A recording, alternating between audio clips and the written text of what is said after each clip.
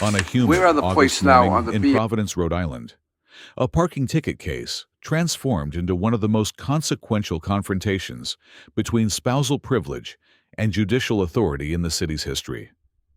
What began as a routine $150 citation escalated into a scandal that would expose systemic abuse, end a decorated police captain's career, and redefine the boundaries of professional courtesy in law enforcement families. This is the story of Jennifer Martinez, who believed that marriage to a police captain granted her immunity from parking laws. It's about the pattern of intimidation she deployed against young officers trying to do their jobs. And it's about Judge Frank Caprio, who refused to accept that badges, even worn by association, place anyone above the law. The confrontation that unfolded would be viewed nearly 1 million times in 48 hours, become required viewing at police academies nationwide, and serve as a watershed moment in the ongoing conversation about police accountability and family conduct. At 10:15 a.m., Jennifer "Jenny" Martinez made her entrance into Providence Municipal Court with the confidence of someone who had never truly faced consequences. At 34, Jenny had spent the better part of a decade as the wife of Captain Robert Martinez, one of Providence Police Department's rising stars. Over those years, she had developed something that court observers would later describe as badge privilege by marriage, the belief that her husband's position extended a protective shield over her own behavior. Everything about her arrival telegraphed entitlement. Fresh from Pilates, dressed in expensive activewear, designer sunglasses perched on her head despite being indoors, she carried herself with the irritated impatience of someone whose valuable time was being wasted by bureaucratic formalities. She was there to contest a parking citation, issued 3 weeks earlier, outside a Whole Foods market on the city's east side. The facts were straightforward. She had parked in a commercial loading zone, blocking a delivery truck for 45 minutes while she shopped for groceries.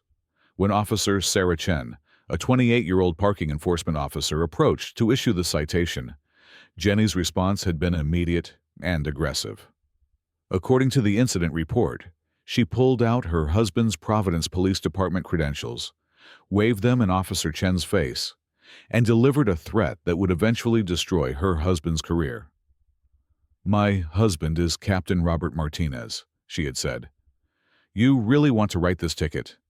I'll have you reassigned to the midnight shift in South Providence before this day is over." Officer Chen, demonstrating remarkable professionalism, wrote the ticket anyway and documented the threat in her report. The standard fine was $150 plus court costs, a minor penalty that should have resulted in payment and closure. But Jenny Martinez hadn't come to pay. She had come to make the problem disappear, the way problems had always disappeared before, when she invoked her husband's name and position. Judge Frank Caprio had spent 35 years on the bench developing an encyclopedic understanding of human behavior, particularly the specific variety of entitlement that emerges when people mistake proximity to power for immunity from law. As Jenny approached the defendant's stand, he recognized the signs immediately. The impatient body language, the conspicuous checking of an expensive watch, the posture of someone doing the court a favor by appearing at all. He had seen this pattern before in police families, political families, and wealthy families. The common thread was always the same: a fundamental misunderstanding of what equality before the law actually means. "Mrs. Martinez," Judge Caprio began, his voice carrying the measured authority of the decades of judicial independence. "You're charged with parking in a designated commercial loading zone in violation of City Ordinance 18-47.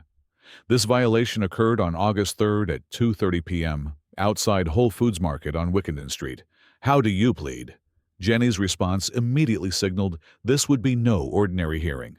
"Your Honor, I am pleading not guilty because this citation represents a fundamental misunderstanding of how law enforcement families are treated in this city. My husband is Captain Robert Martinez of the Providence Police Department, and parking enforcement officers are supposed to exercise professional courtesy for police family members. Judge Caprio set down his pen. Veteran court watchers recognized this as an ominous gesture. Mrs. Martinez, can you cite the specific statute or department policy that exempts police family members from parking regulations? Jenny paused, clearly unprepared to be challenged on specifics. Your Honor, with all due respect, anyone who's been around law enforcement knows there's professional courtesy between police families and parking enforcement. It's just how things work in the real world. The courtroom became very quiet. Jenny had just suggested there was an unwritten system of immunity that superseded actual law. Mrs. Martinez, were you responding to an emergency or conducting any official police business at the time of the violation? Jenny's irritation became visible. Your Honor, I was shopping for groceries, but as a police captain's wife, I have responsibilities that require flexibility.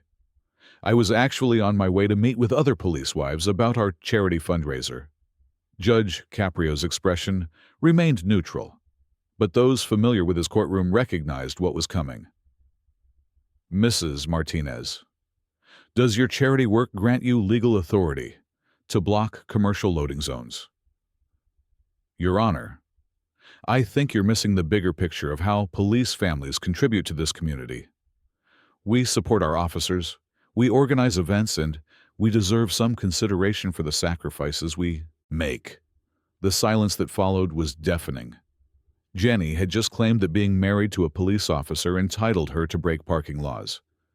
But she wasn't finished making what would prove to be the catastrophic mistake that would end her husband's career.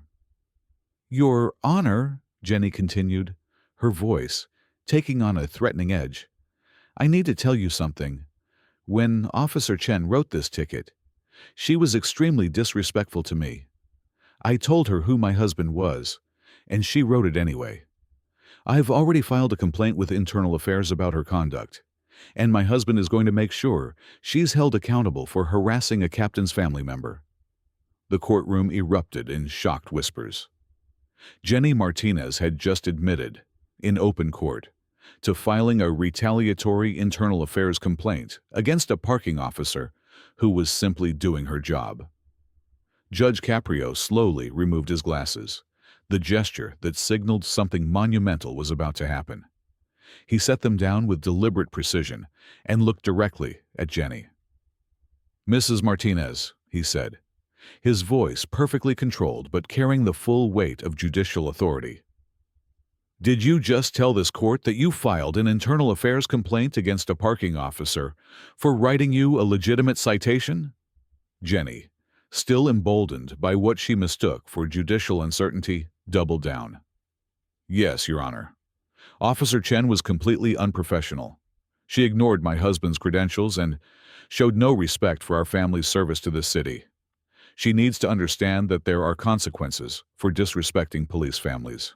Judge Caprio nodded slowly, as if carefully documenting every word for the record. I see. Mrs. Martinez, are you aware that filing false or retaliatory complaints with Internal Affairs is a serious matter? Jenny hesitated, sensing for the first time that she might have walked into a trap. Your Honor, it's not false. She was disrespectful. That's not what I asked. Mrs. Martinez, are you aware that using your spouse's position to file retaliatory complaints against officers who are performing their legitimate duties is considered abuse of the system? The confidence began draining from Jenny's face as she realized she might have just confessed to misconduct in open court. Your Honor, I was just exercising my right to file a complaint. Mrs. Martinez, Judge Caprio interrupted, his voice gaining authority. You don't have a right to file false complaints. You have a responsibility to respect officers who are doing their jobs, even when that job includes holding you accountable for breaking the law. Judge Caprio pulled a thick file from his desk. The sight of it made Jenny's face go pale. Mrs. Martinez, since you've mentioned your husband's position and your belief that police families deserve special treatment, I took the liberty of reviewing some records. Jenny's hands began to shake. What records? Your parking citation history. For one, according to city records, you've received 23 parking violations in the past 18 months. Would you like to guess how many of those tickets you actually paid? The courtroom was dead silent. Your Honor, I'm not sure of the exact number. I'll help you with the exact number, Mrs. Martinez. You paid zero, not a single ticket.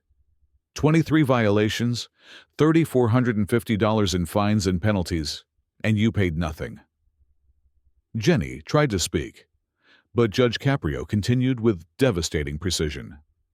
Furthermore, Mrs. Martinez, I have documentation here of 7 separate incidents where you threatened parking enforcement officers with internal affairs complaints, reassignment, or career consequences if they didn't void your tickets. In 3 of those incidents, you physically displayed your husband's police credentials as if they were your own. Jenny's entitled demeanor evaporated completely, replaced by genuine fear. Your Honor, those officers were always rude to me. Mrs. Martinez, these officers were doing their jobs. They were enforcing parking laws that apply to everyone, including police families. And you used your husband's position to intimidate them, threaten them, and avoid consequences. Judge Caprio's voice grew stronger, more authoritative. You mentioned filing a complaint with Internal Affairs against Officer Chen. What you don't know is that Internal Affairs has been tracking your complaints for the past 6 months. The bombshell landed like an explosion. Jenny's mouth opened in shock as she realized that while she thought she was using the system against parking officers, the system had been investigating her. Mrs. Martinez, not only am I finding you guilty of the loading zone violation and imposing the full $150 fine plus court costs, but I'm also finding you in contempt of court for your pattern of threatening law enforcement officers and abusing your spousal connection to avoid legal accountability. Jenny's voice came out as a whisper. Your Honor, you can't do this.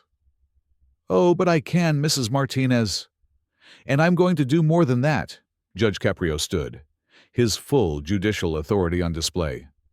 Furthermore, I'm directing court administration to forward a complete transcript of today's proceedings to the Providence Police Department Internal Affairs Division, along with all documentation of your 23 unpaid citations and your pattern of threatening officers with career consequences. The courtroom buzzed with shock.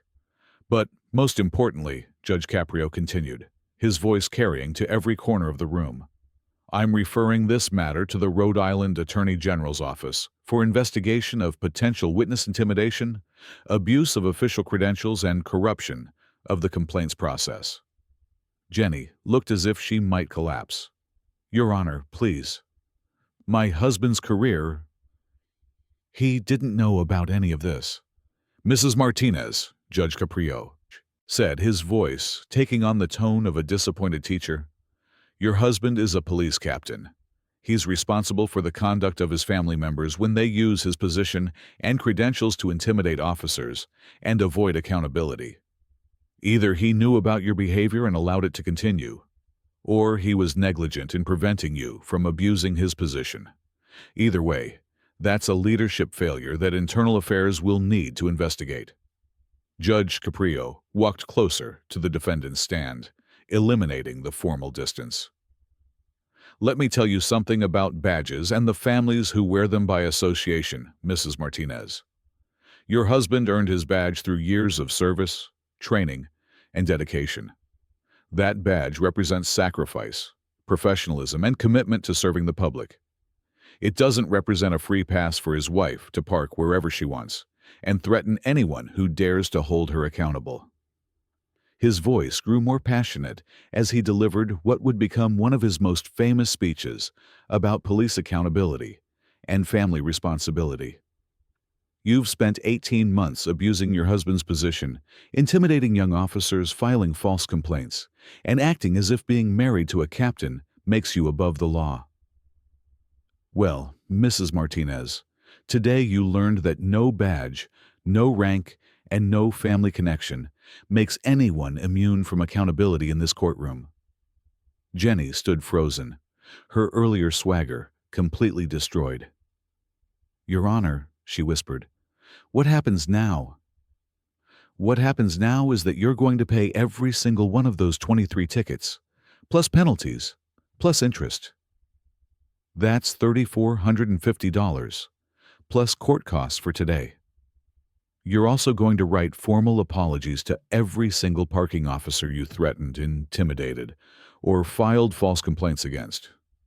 Judge Caprio returned to his bench. But that's not all. You're also going to complete 80 hours of community service, specifically working with the Providence Parking Authority, helping to process legitimate complaints from citizens. You're going to learn how the system actually works and why it's important that everyone, including police families, follows the same rules. He leaned forward, his expression severe.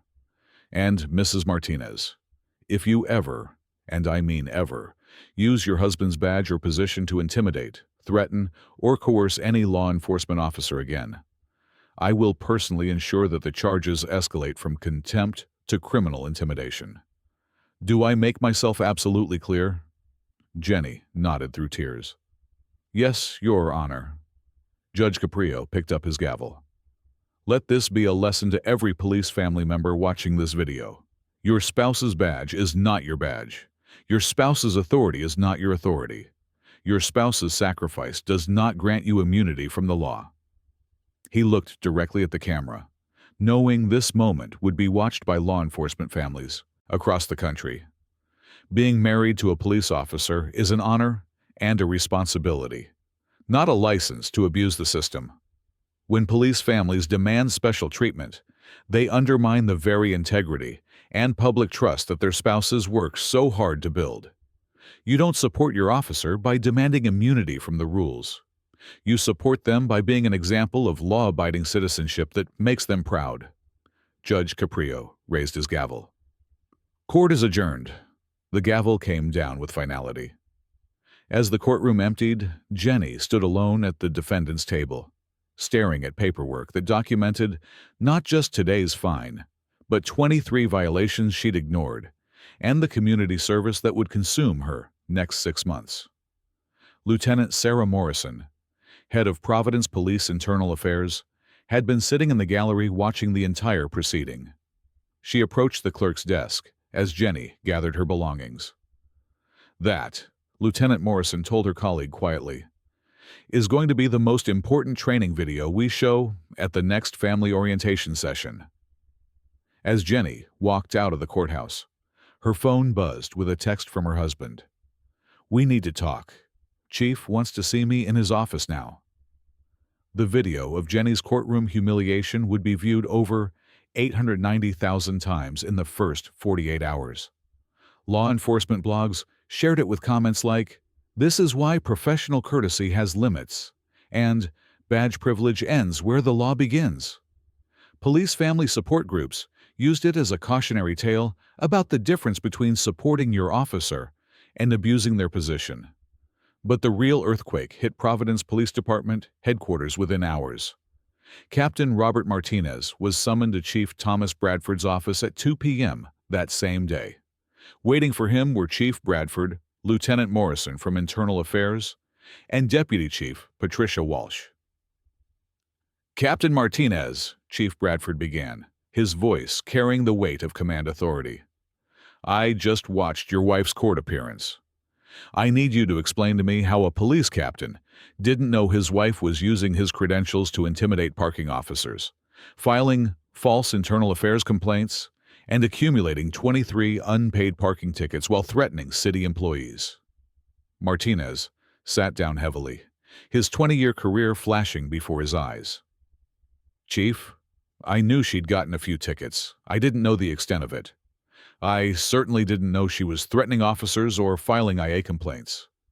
Lieutenant Morrison opened a thick file folder. Captain, we've been investigating your wife's conduct for 6 months. We have statements from 11 different parking enforcement officers describing incidents where Mrs. Martinez displayed your credentials, threatened them with job consequences, and claimed you would personally ensure their careers were destroyed if they didn't void her citations. The room fell silent as the implications settled over everyone present. Martinez, to his credit, didn't try to deflect or make excuses. "Chief, I take full responsibility. I should have known. I should have stopped it. I failed in my duty to ensure my family's conduct reflected the values of this department." Chief Bradford nodded slowly. "Bob, you're a good officer, and you've been a solid captain. But this situation has created a public perception problem we can't ignore. Judge Caprio's video is going viral. News outlets are calling it an example of police family entitlement and abuse of authority. We have parking officers who are afraid to do their jobs because your wife threatened them with your authority." Deputy Chief Walsh leaned forward. "Captain, we're going to recommend you take a voluntary demotion back to lieutenant while we complete a full investigation. You'll retain your pension eligibility, but you'll be transferred to a different district, and you'll undergo additional training in ethics and leadership responsibility." Martinez nodded, accepting the consequences he knew were inevitable. "I understand, Chief. I'll accept the demotion, and I'm going to make sure Jenny understands the damage this has caused, not just to my career, but to the department's reputation and to every officer who works hard to maintain public trust." 3 weeks later, the Internal Affairs investigation concluded that Captain Martinez had not directly participated in his wife's badge abuse, but had been willfully blind to warning signs and had failed to properly manage his family's conduct. He was demoted to lieutenant and transferred to the night shift in a different district. The $3,450 in tickets and fines were paid in full, with Martinez insisting on using his own savings rather than joint funds as a personal accountability measure. The demotion sent shockwaves through the department. Other officers with family members who had received professional courtesy began self-reporting incidents, fearing they would be next. The department instituted new policies explicitly stating that professional courtesy did not extend to family members, and that any officer whose relative used their position to avoid citations would face disciplinary action. Officer Sarah Chen, who had written the original ticket despite Jenny's threats, was commended for her professionalism and integrity. She became something of a quiet hero among parking enforcement officers who had endured years of intimidation from politically connected families. 6 months later, Jenny Martinez returned to Judge Caprio's courtroom for her final check-in after completing her community service. She looked like a completely different person from the entitled woman who had walked in threatening internal affairs complaints 6 months earlier. Gone was the designer activewear and the superior attitude. In their place was someone who carried herself with genuine humility, someone who had learned that respect for the law isn't optional, even for police families. "Your Honor," Jenny said, standing before Judge Caprio with her community service completion certificate, "I want to apologize not just for my conduct, but for the damage I caused to the parking officers I threatened, to my husband's career, and to public trust in law enforcement." Judge Caprio nodded approvingly. "Mrs. Martinez, what did you learn during your community service?" Jenny took a deep breath. "I learned that the parking officers I threatened are just trying to do their jobs, often dealing with entitled people like I was every single day. I learned that every ticket they write is reviewed, that citizens file complaints, and that they face discipline when they make mistakes. I learned that they don't have the luxury of ignoring violations just because someone claims to be special." She paused, her voice becoming emotional. "Most importantly, Your Honor, I learned that I wasn't supporting my husband by demanding special treatment. I was embarrassing him and undermining everything he worked 20 years to build.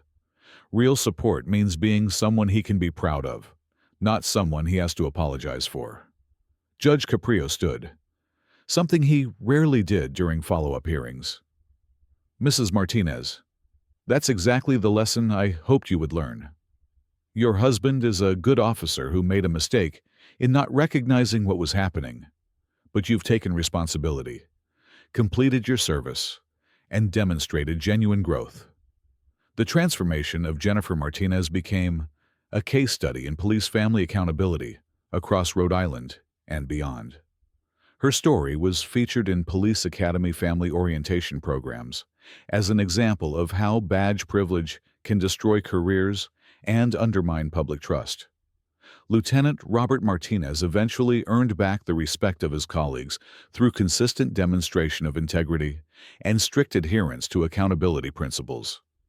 He never regained his captain's rank, but he told police academy recruits years later, "My wife's courtroom moment was the best thing that ever happened to our family.